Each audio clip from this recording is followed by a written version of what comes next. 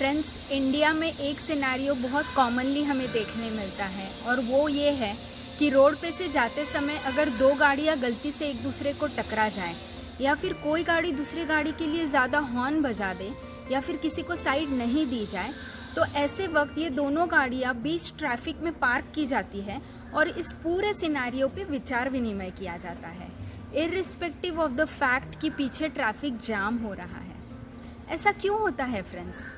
अगर आप ध्यान से सोचोगे तो ऐसी दो ही चीज़ें हैं जो हमें प्रेजेंट मोमेंट का एहसास दिलाती है। एक है हमारी सांस, हमारी ब्रेथ, और दूसरी है ट्रैफिक। इन दोनों चीज़ों को अगर हम बीच में रोकने की कोशिश करेंगे तो ऑफ कोर्स आपकी और हमारी मुलाकात होगी हॉस्पिटल में। फ्रेंड्स, ये सब जानते हुए भी ऐसे क्यों होता है कि जो चीज़ हो चुकी है उसके ऊपर बीच रास्ते में गाड़ी पार्क करके झगड़ा करते हैं हम लोग? What is the reason behind that? Yes, the reason behind that is our mind which goes into defensive mode. Defensive mode सिर्फ हमें निगेटिव थिंकिंग नहीं कराता, लेकिन हमें निगेटिव एक्शंस भी कराता है। ये सब जानते हुए भी ऐसे क्यों होता है कि मोस्ट ऑफ द टाइम हमारा माइंड जो है वो डिफेंसिव मोड में चला जाता है। ऐसा डिफेंसिव मोड विच कंज्यूम्स एनर्जी। क्यों हमारे लिए एक्सेप्टेंस इतना डिफिकल्ट हो जाता है? वो एक्सेप्टेंस जिसके बारे में मैंने मेरे लास्ट वीडियो में बात की थी। So what is the reason behind this defensive mode of thinking? The major reason behind this defensive mode of thinking is our ego. Yes, ऐसे कैसे उसने मेरे साथ झगड़ा कर लिया, ऐसे कैसे उसने मुझे साइड नहीं दी, ऐसे कैसे उसने मुझे इतना हॉर्न बजाया, how can he teach me, ऐसे बीच रास्ते में how can he insult me. And सबसे इम्पोर्टेंट, उसको गाड़ी ठीक से चलानी चाहिए थी। Yes, this ego gives birth to my expectations. So the second reason for this defensive mode of thinking is expectations. Friends, हमारी लाइफ सुबह से लेके शाम तक एक ही चीज़ पे, एक ही बलबूते पे चलती है और वो है कि आने वाला मोमेंट किस तरीके का होना चाहिए था। We somewhere have lost this intention of welcoming the moment as it is, जैसे बच्चे करते हैं। And then we have this unending list of expectation, these shoulds, right? And then what is the result? The result is this vicious circle.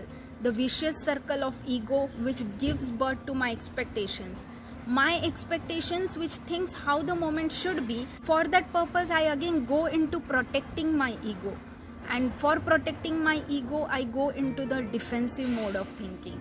And this vicious circle goes on and on, on and on. And friends, there is no growth, whether it is inner growth or outer growth, because I'm completely stuck into just protecting my ego, protecting my expectations, right? So friends, then what is the way out? How I can convert my biggest enemy, that is my mind, into my biggest strength, in a way that I grow internally as well as externally?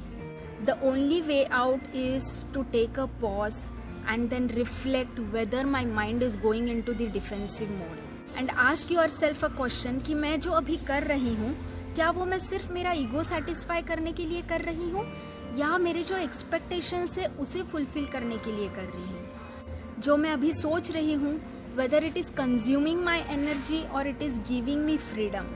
Once you start answering this, once you start practicing this, your mind automatically goes into the acceptance.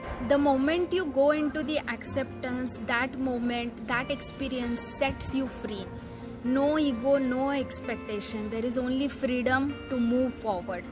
If you are liking my videos, do subscribe to my channel and share further with your friends and family. Thank you so much for watching.